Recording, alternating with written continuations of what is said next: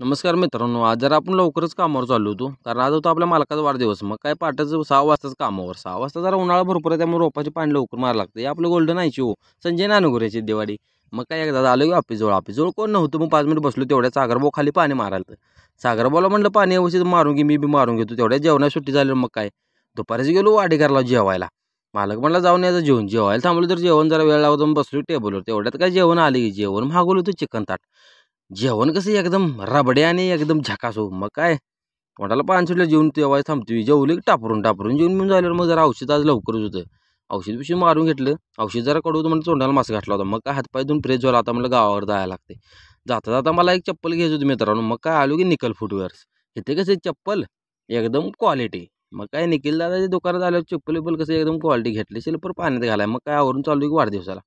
वाढदिवस होता संजीवनी पार्कला. इथं आलं तर मालकाला काय शुभेच्छेचा वर्षाव चालू होता. तेवढ्याची आपली गँग आहे बघा. ओमकारदादा बंडगर, अमोलदादा वळसंग, विशाल बंडगर, वैभव माने, विनोद हजारे आणि बक्कळ आपली सगळी गँग आहे हो ही.